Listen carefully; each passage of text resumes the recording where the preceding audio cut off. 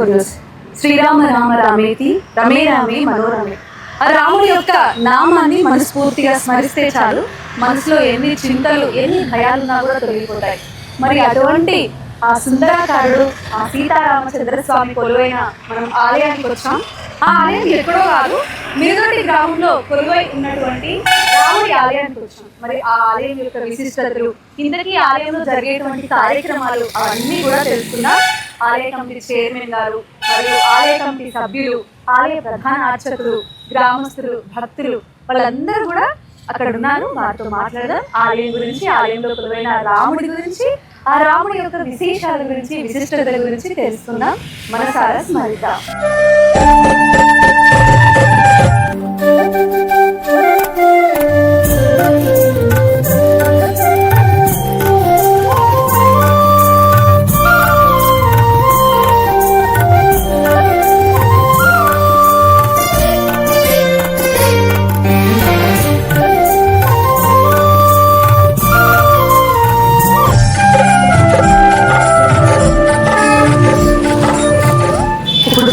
ఆలయానికి అయితే వెళ్తున్నాం.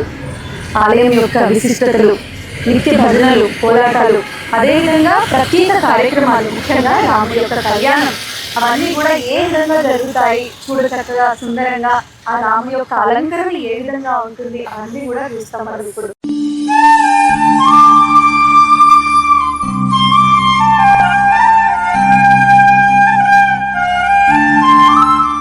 మొత్తానికైతే మిరుదొడ్డి గ్రామంలో ఉన్నటువంటి శ్రీ సీతారామచంద్రస్వామి దేవస్థానానికి వచ్చాం.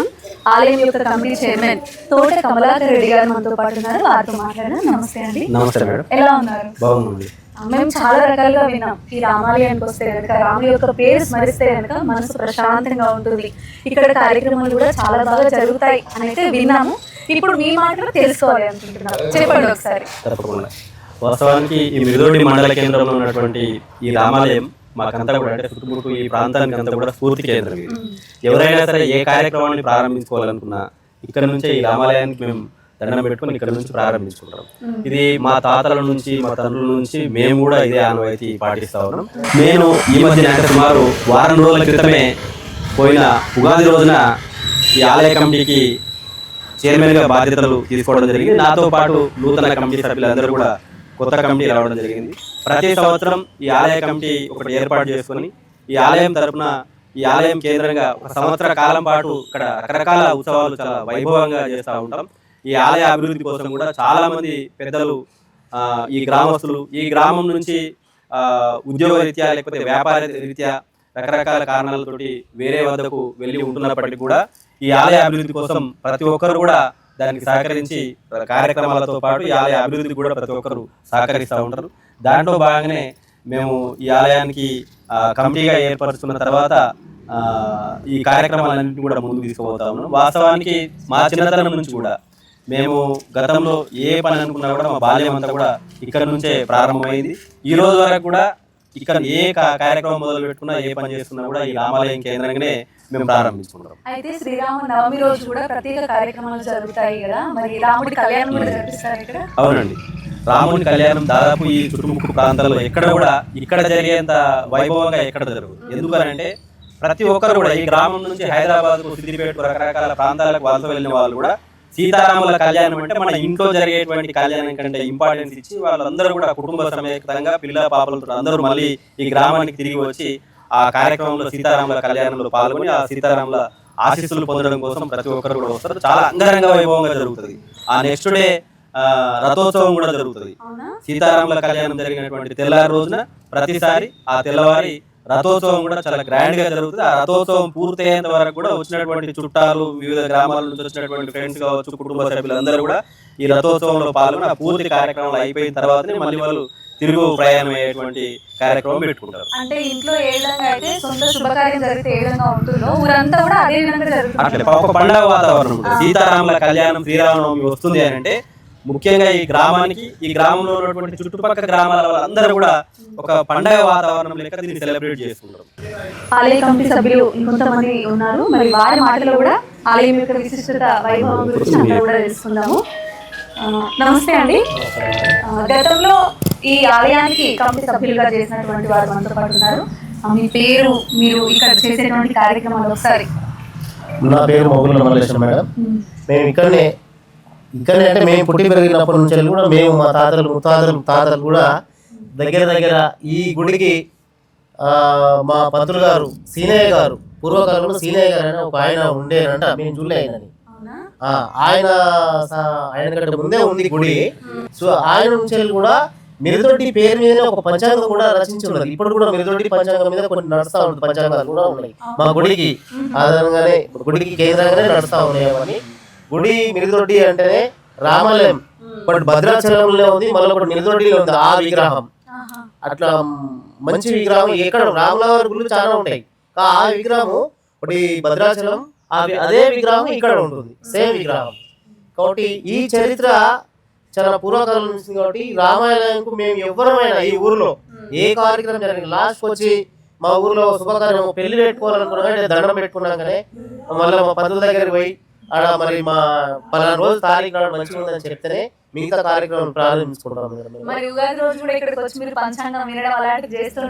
తప్పకుండా మా అయ్యగారు గుడికి వచ్చి దండం పెట్టుకొని మరి పంచాంగము ఫస్ట్ పచ్చడి తీసుకుంటాం. ఇక్కడ పచ్చడి తీసుకున్న తర్వాత అయ్యగారు పంచాంగం చెప్పి మరి ప్రతి రాశుల మీద వారి ఎట్లా ఉన్నది, వాళ్ళ ఆరోగ్య పరిస్థితి, వాళ్ళ పరిస్థితులు ఎలా ఉన్నాయి, అభివృద్ధి పరిస్థితులు ఎలా ఉన్నాయి అన్ని చెప్పినాకనే ఊరు ప్రజలంతా కూడా సుఖశాంతులతో ఉండాలని చెప్పేసి రాముడు ఆశీర్వాదం తీసుకొని అందరూ బయటకు వెళ్తారు. ఈ మిరుదొడ్డి గ్రామంలో ఉన్నటువంటి రామాలయం యొక్క ఫస్ట్ గోపురం చూస్తే కూడా ఎంత బాగుంది. అదేవిధంగా లోపలికి వెళ్దాం. ధ్వజస్తంభం కానీ, గర్భగుడి కానీ, ఆ గుడిలో ఉన్నటువంటి రాముడు కానీ అన్నీ కూడా మనస్ఫూర్తిగా కళ్ళారా చూసి మనస్ఫూర్తిగా తనివి తీరా ఆ భగవంతుని మొక్కుకుందాం. దానికంటే ముందు కూడా మనం ఒక్కసారి ప్రధాన అర్చకులు ఎవరైతే ఉన్నారో వారితో కూడా మాట్లాడే ప్రయత్నం చేద్దాం. ఆలయం లోపలికి అయితే వెళ్దాం. ముందు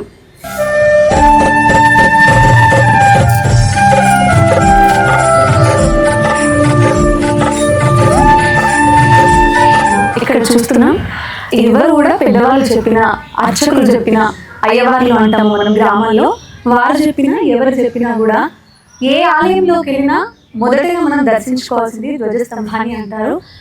ఇక్కడైతే ధ్వజస్తంభం ఉంది. ధ్వజస్తంభం యొక్క విశిష్టత ఏంటి అదంతా కూడా మనకు తెలియదు.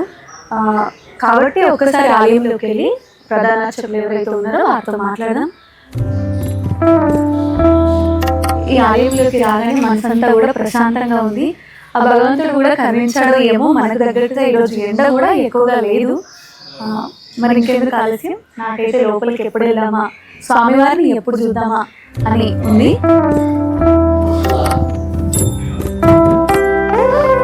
తనకి ఆలయం లోపలికి అయితే వచ్చాం. ఆలయంలోకి రాగానే ముందుగా భగవంతుడికి మన మనసులోని కోరిక చెప్పే ముందు గంటను మోగించాలి. కాబట్టి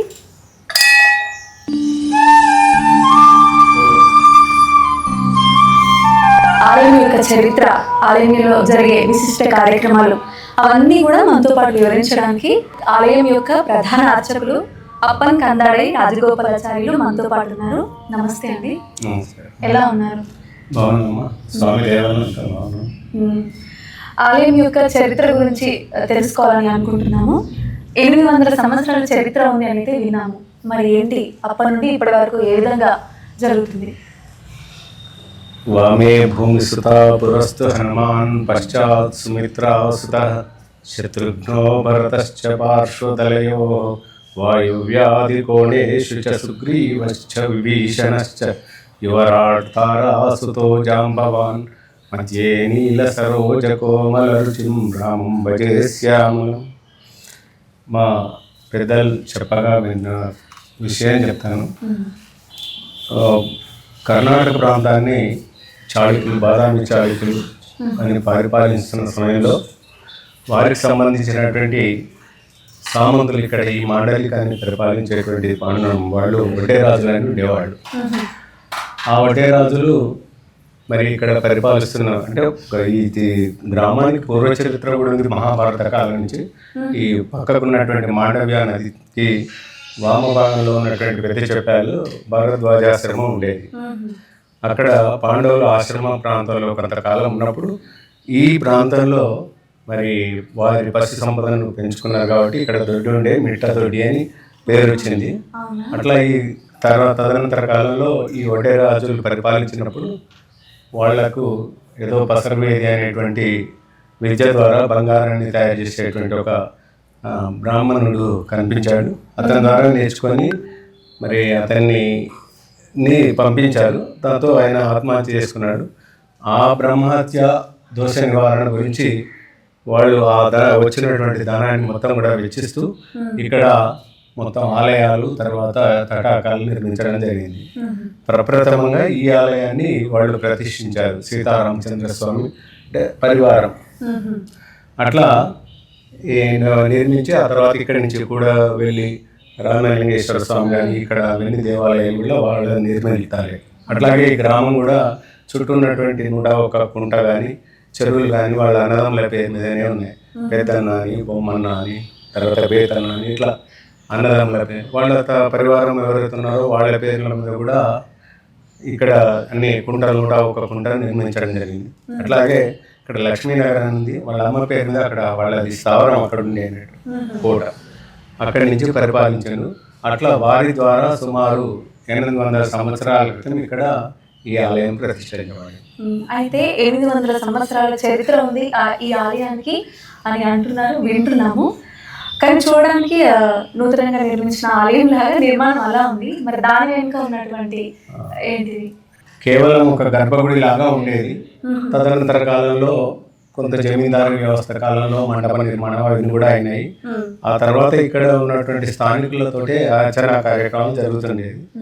అయితే సుమారు 150 సంవత్సరాల క్రితం ఆళ్వార్ తిరునారి తమిళనాడు నుంచి మా కుటుంబాలు ఇక్కడికి వలస వచ్చి ఈ స్వామిని అర్చిస్తూ ఇక్కడే కాలం గడిపినాయి. అట్లా ఆ దేవాలయము మేము చేస్తున్న కాలం నుంచి కూడా పూర్తి తాతల కాలం నుంచి కూడా పూర్తి జీర్ణావస్థలోకి వచ్చింది. అంటే లోపల కూడా వర్షం పడితే ఆ శిఖరం నుంచి లోపలికి నీళ్లు కారుతూ కూలిపోయేటువంటి స్థితికి వచ్చింది. పురాతన ఆలయం. తర్వాత మా తాతగారు శ్రీ అప్పనకందాడి శ్రీనివాసాచార్య సిద్ధాంతి గారు వారు ఈ ఆలయాన్ని జీర్ణోద్ధరణ గావించారు. అయితే ఆయన మొత్తం దక్షిణ భారతదేశాన్ని మొత్తము ఉత్తర భారతదేశాన్ని అన్ని కూడా బాగా 24 సార్లు తిరిగారు. అక్కడి ఆలయ సాంప్రదాయాలను అక్కడక్కడ తెలుసుకొని ఆయా రకాల సాంప్రదాయాలను అనుసరించి అన్నింటినీ కలిసి ఇక్కడ కట్టాలి అని ఈ రకంగా నిర్మాణం చేపట్టి నిర్మించడం జరిగింది. అయితే నూతన ప్రతిష్ఠ జరిగినప్పుడు ఇక్కడ ఉన్నటువంటి మూలవర్ల స్వాములు 800 సంవత్సరాల క్రితం ప్రతిష్ఠించిన వారి. అట్లాగే అక్కడ ఉపాలయం ఉంది, అది హనుమదాలయం. ఆ హనుమంతుడు కూడా 800 సంవత్సరాల క్రితం. తర్వాత ఈ నూతన నిర్మాణప్పుడు ఈ ఉపాలయాలు కూడా నిర్మించడం జరిగింది. దక్షిణ భాగంలో ఉన్నటువంటి ఉపాలయంలో మహాలక్ష్మీదేవి, అట్లాగే వామ భాగంలో ఉన్నటువంటి ఉపాలయంలో గోదాకృష్ణులు మరియు ఆళ్వార్లు అని చెప్పి సాంప్రదాయ వైష్ణవ సాంప్రదాయ పద్ధతి ఉండాలని చెప్పి వారిని కూడా వేయించేది చేయడం జరిగింది.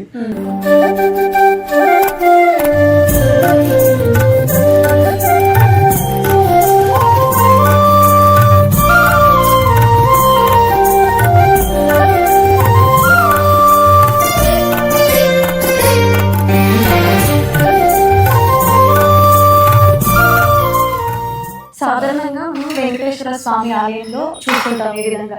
అంటే ఇక్కడ కూడా ఈ విధంగా ఏర్పాటు చేయడానికి గల కారణం ఏమిటి? అంటే వైష్ణవ సంప్రదాయంలో ఎదురుగా గరుడాళ్వార్లు ఉండాలి. అట్లాగే వామభాగంలో ఈ వైష్ణవ సాంప్రదాయాన్ని ఎవరైతే పెంచిందో వాళ్ళ యొక్క ఆడవాళ్ళ యొక్క విగ్రహాలు ఉండడం జరుగుతుంది. తర్వాత అక్కడ ఉపాలయాలను ఇంకా నవగ్రహాలు కూడా తర్వాత నిర్మించారు. అంటే ఇప్పుడు ఉపాలయాలను కూడా నిర్మించుకున్నారు కాబట్టి ఆ భగవంతుడికి సంబంధించినటువంటి కార్యక్రమాలు కూడా నిర్వహిస్తూ ఉంటారు ఇక్కడ సంవత్సరం మొత్తంలో కూడా చాలా ఉత్సవాలు నిర్వహిస్తామండి.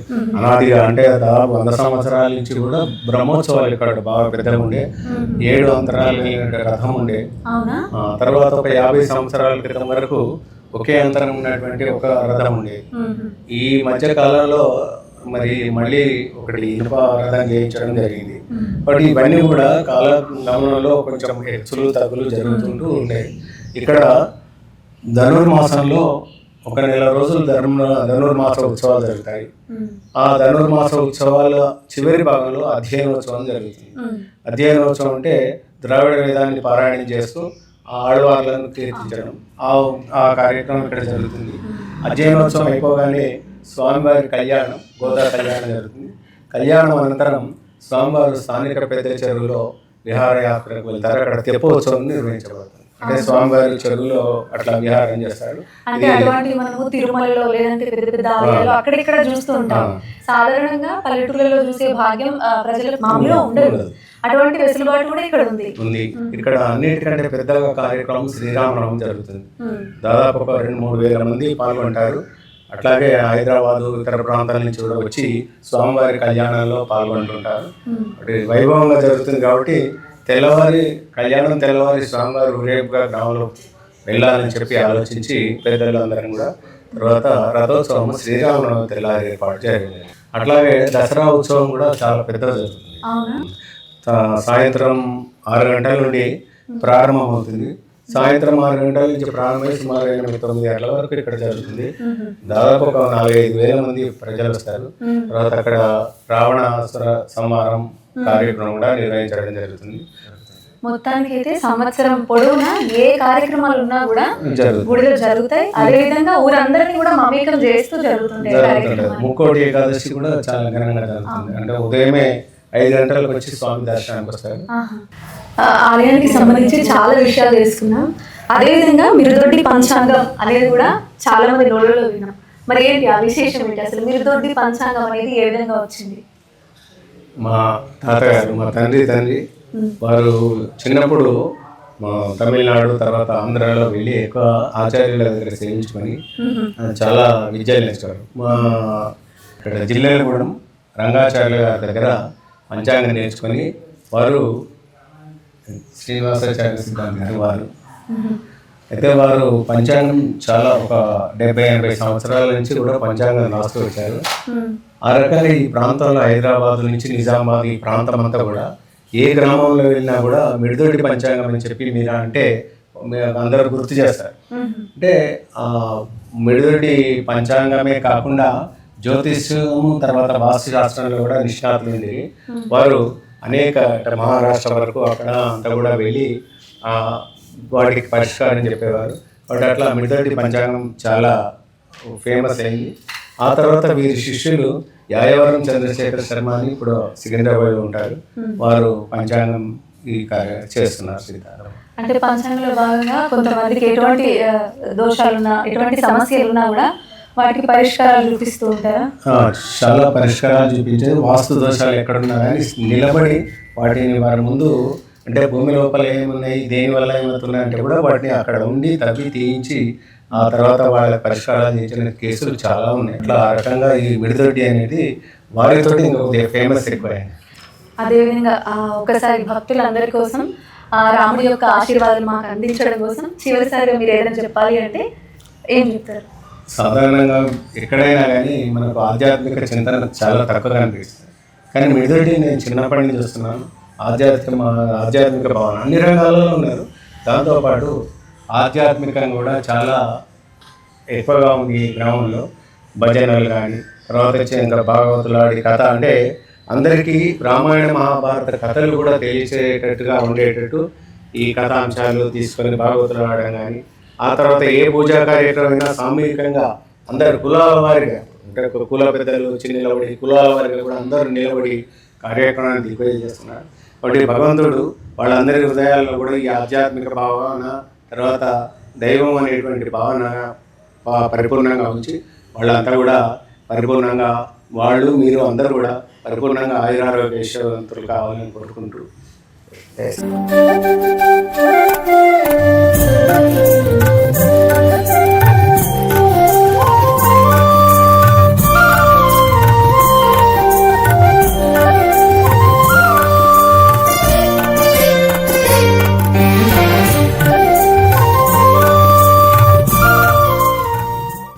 గతంలో ఈ ఆలయానికి అధ్యక్షులుగా పనిచేసినటువంటి తోట అంజిరెడ్డి గారు మనతో పాటు ఉన్నారు. వారితో మాట్లాడదాం. నమస్తే అండి. ఆలయం యొక్క విశిష్టత ఒకరొకరు చెప్తుంటే మనసు పులకించిపోతుంది. మీరు చిన్నప్పటి నుండి ఆలయాన్ని చూసే ఉంటారు. ఏ విధంగా అనిపిస్తుంది, ఎలా ఉంటుంది? బ్రహ్మాండంగా ఉంటుంది.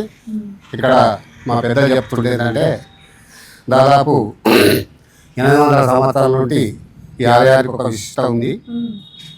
తర్వాత నెక్స్ట్ మా జనరేషన్లో మా తండ్రులు చేసినప్పటి నుండి మేము ఈ యొక్క కార్యక్రమం చిన్నపిల్లలు అన్నప్పుడు కూడా అప్పటి నుంచి కూడా మేము ఈ కార్యక్రమంలో పాల్గొంటూ ఉన్నాం. ఈ యొక్క 22 సంవత్సరాల క్రితం పాత గుడి ఏదైతే ఉందో దాన్ని తీసేసి మా పెద్దల గౌరవనీయులు శ్రీనివాసాచారి సిద్ధాంతకర్త, ఆయన ఒక పంచాంగకర్త. ఎక్కడ పోయినా ఆయన రామాలయం అని అంటే ఎన్నో రామాలయాలకు ముగ్గు పోసి అన్నీ స్టార్ట్ చేసి వచ్చినటువంటి గౌరవనీయులు మాకు ఇప్పుడు లేరు. ఆయన మా బిడ్డలకు ఒక రామాలయానికి సృష్టికర్త లెక్క అన్నీ చేసి ఆ 800 సంవత్సరాల పాత గుడిని 22 సంవత్సరాల క్రితము కొత్త గుడి నిర్మించి నిర్మించినప్పుడు మా బిడ్డడి గ్రామంలో అన్ని కుల సంఘాలు కలిసి అన్ని విధాలు అందరు చేదోడుగా మనిషి ఒక కార్యక్రమం చేసి గుడి నిర్మించడం జరిగింది. గ్రామస్తులతో మాట్లాడదాం అని ఇందాక చెప్పాను కదా, మరి గ్రామస్తులతో కూడా మనతో పాటు ఉన్నారు. తోకల నగేష్ రెడ్డి గారు. వారు చాలా సంవత్సరాలుగా అంటే బయటికి వెళ్ళి కూడా ఇక్కడ రామాలయంలో ఏ కార్యక్రమం జరిగినా కూడా వస్తామని అంటున్నారు. ఒకసారి వారి మాటలు తెలుసుకుందాం. నమస్తే అండి. ఎలా జరుగుతాయి కార్యక్రమాలు? మీరు ఏ విధంగా ఇక్కడికి వస్తూ పోతూ ఉంటారు? మేము గత 30-35 సంవత్సరాలుగా హైదరాబాద్కి వెళ్ళామమ్మా. కానీ ప్రతి ప్రోగ్రాంకు ఇక్కడికి రావడం జరుగుతుంది, ఈ పూజల్లో పాల్గొనడం జరుగుతుంది. ఎందుకంటే ఈ పూజలలో మేము పాల్గొనకపోతే మేము ఏదో కోల్పోయిన ఫీలింగ్ ఉంటుంది. మా భగవంతుడు మేము తలుచుకుంటాము, ఇక్కడికి వస్తాము. ఇంకోటి ఏంటిదంటే మేము హైదరాబాద్లో ఏ బిజినెస్ చేసినా, మేము ఇల్లు కట్టుకున్న, భూమి పూజ చేసినా ఫస్ట్ ఇక్కడికి వచ్చి భగవంతుని దర్శనం చేసుకున్న తర్వాతనే మేము అక్కడ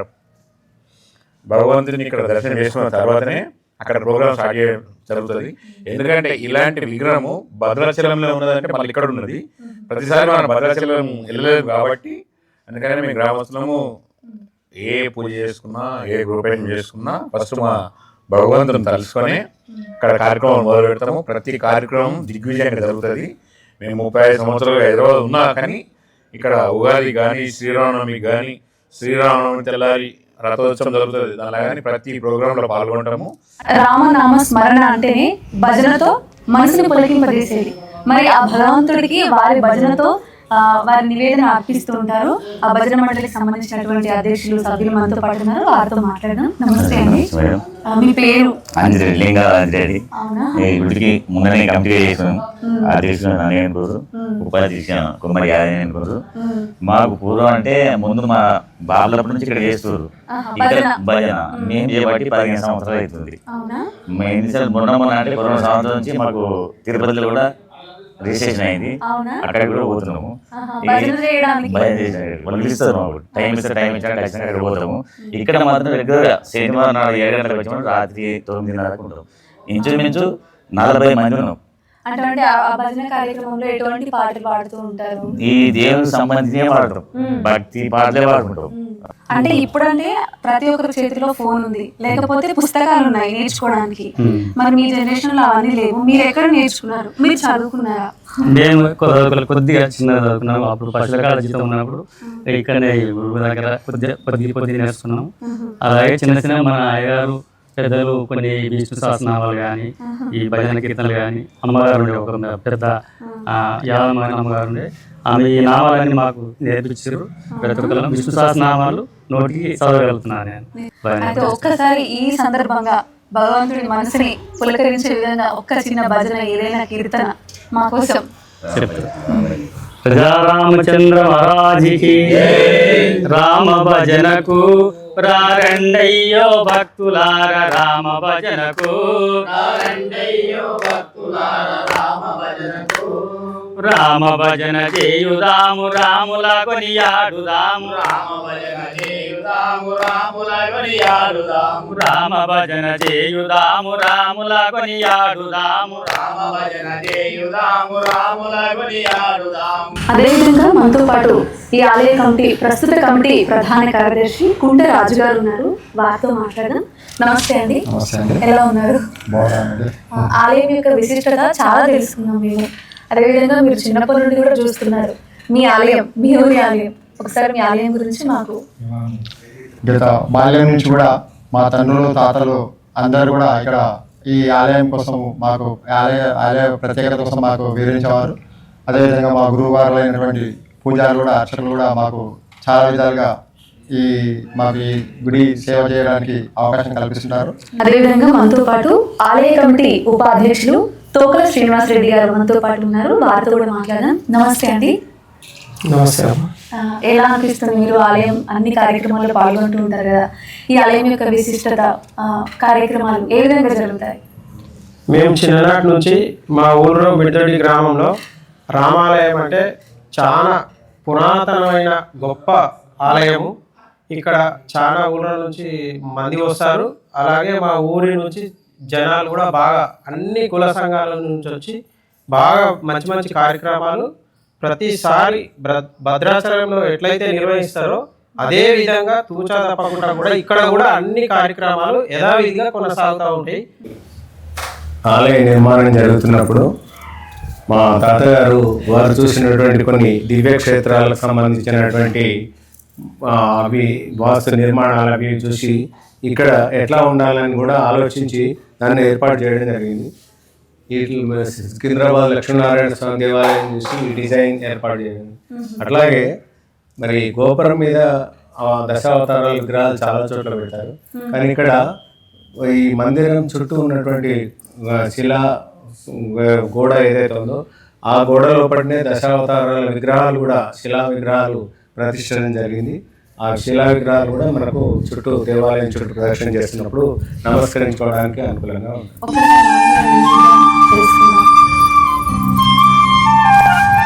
వైష్ణవాలయానికి వచ్చినప్పుడు విష్ణువు యొక్క అవతారాలు కూడా సాధారణ పిల్లలకు కానీ భక్తులకు కానీ కూడా తెలిసి ఉండాలన్న దృష్టితోటి ఇక్కడ కేవలం అంటే పైన పెట్టే విగ్రహాలేమో అది అక్కడ పెట్టాల్సిన పద్ధతి ప్రకారం వ్యూహ అంతర్య అవతారాలు వ్యూ పెడతారు.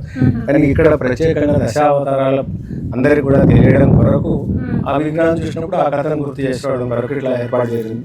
ఇక్కడ మత్స్య అవతారం కానీ తొలి అవతారం, ఆ తర్వాత కూర్మ అవతారం, వరాహ అవతారం, ఇట్లా శిలా విగ్రహాలు చిన్న ఆలయాలాగా నిర్మించడం జరిగింది. అట్లాగే ఇక్కడ బలరామ అవతారం ఇక్కడ చేశారు. ఎందుకంటే మధ్యలో లక్ష్మణస్వామి రావాలని చెప్పి ఈ నరసింహస్వామి, అట్లాగే ఇక్కడ వామన అవతారం అంటే అక్కడ నరసింహస్వామి తర్వాత వచ్చేటువంటి అవతారం ఇక్కడ ఏర్పాటు చేయడం. ఆ తర్వాత ఇక్కడ స్వామి యొక్క పరశురామ అవతారం, ఆ తర్వాత ఇక్కడ గోపాలకృష్ణుడు, రాబోయే కల్కి అవతారం కూడా మనం చెప్పుకుంటాం కాబట్టి అక్కడ అది కూడా ఈ మధ్య చాలా రకాలుగా చెప్పుకుంటాం కల్కి అవతారం రాబోతుంది అని. అది కల్కి అవతారం. ఒక చిన్న మాటలో కల్కి గురించి ఏదైనా చెప్తారా? ఒక 2 వాక్యాలు. అది మన ఈ కలియుగం చివరి కాలం వరకు కూడా బాగా ప్రజల్లో ధార్మికత లోపించి అవినీతి బాగా పెరిగిపోవడము, తర్వాత మానవ సంబంధాలు కూడా పెరిగిపోవడం, అటువంటి పరిస్థితుల్లో ధర్మ పరిరక్షణ గురించి కల్కి అవతారం ఎత్తుతారనేది ఒక అంటే అడ్వాన్స్గా చెప్పబడినటువంటి అవతారం. కాబట్టి ఆ అవతారాన్ని కూడా ఇక్కడ ఏర్పాటు చేయడం. ఇంకా నెక్స్ట్ మనం చూడబోయే భగవంతుని అవతారం కల్కి అవతారం. అట్లాగే అక్కడ ఉన్నటువంటి శిలా విగ్రహం అది సుమారు 150 సంవత్సరాల క్రితం ప్రతిష్ఠించడం జరిగింది. అంటే అదర్ ముందు కేవలం గరుడ స్తంభం ఉండేది. తర్వాత ధ్వజస్తంభం కాకుండా గరుడ స్తంభాన్ని విజయస్తంభంగా అది ఏర్పాటు చేయడం జరిగింది. ఏ టెక్నాలజీ లేని కాలం నాడు దాన్ని ఆ గర్భిణాభి ఎక్కడ ఉంటుంది ఎట్లా అనేది ఇప్పుడు కేవలం అరుగు పైననే ఉంది, అది భూమి లోపలికి లేదు. ఆ తర్వాత పైన ఉన్నటువంటి అవి ఏవైతే కనిపిస్తున్నాయో ఆ విగ్రహం కూడా ఏది కూడా ఉదాహరణ పెట్టి ఉండేది అంతే తప్ప అది ఉదాహరణకి జాయింట్ అక్క అనేది ఏముండదు. అట్లా ఆ రకంగా టెక్నాలజీ ఆ కాలం నాటి పురాతన కాలం నాటి అంటే అది ఏ విధంగా అలా నిలుస్తున్నారంటే ఏం చెప్తారు? కేవలం గర్భిణీ హామీ అంటాం కదా మనం, దాని ఆధారంగా నిలుస్తుంది. దానికి అక్కడ విగ్రహాలకు ఏవి కూడా జాయింట్ అక్క అనేది ఏముండదు. అవునా? అంటే ఆ గుండెది ఉంది కదా, అది కానీ ఆ 4 దీనికి అది సపరేట్. ఆ పైన విగ్రహం గరుడ విగ్రహం చూసారు కదండి. ఇప్పటి వరకు కూడా మనము ఈ ఆలయం ముందున్నటువంటి ధ్వజస్తంభం నుండి రాజగోపురం నుండి లోపల దాకా వచ్చాము. ఆలయం చరిత్ర 800 సంవత్సరాల క్రితం నుండి ఉంది. అదేవిధంగా ఈ ఆలయం యొక్క చరిత్ర పంచాంగం, వీరితోటి పంచాంగం అంటే చాలా ఫేమస్. అదేంటి, దాని వెనుక రహస్యం ఏంటి, అవన్నీ కూడా చూసాం, తెలుసుకున్నాం. అంతేకాకుండా ప్రత్యేకమైన విషయం ఏంటి అంటే సంవత్సరం పొడవునా జరిగే ఉత్సవాలలో ఊరంతా కలిసి జరుపుకుంటారు. ఒక ఇంట్లో ఏ విధంగా అయితే పండగ వాతావరణం ఉంటుందో అదే విధంగా ఊరంతా కలిసి జరుపుకునే మమైకం చేస్తూ జరుపుకునే ఉత్సవాలు ఈ గ్రామంలో జరుపుకుంటారు. అంటే హిందూ తత్వం యొక్క గొప్పదనం ఏంటి అనేటువంటిది ఈ మిరుదొడ్డి గ్రామంలో స్వచ్ఛంగా కనిపిస్తుంది. ఇంతకంటే ఇంకేం కావాలి? సర్వేజన సుఖినో భవంతు, అందరూ బాగుండాలి, మన సాంప్రదాయాలు వర్ధిల్లాలి. ఈ మిరుదొడ్డి గ్రామంలో ఉన్నటువంటి ఆ రామచంద్ర స్వామి యొక్క ఆశీర్వాదాలు అందరి మీద ఉండాలని Z4 న్యూస్ తరపున మనస్ఫూర్తిగా కోరుకున్నాం.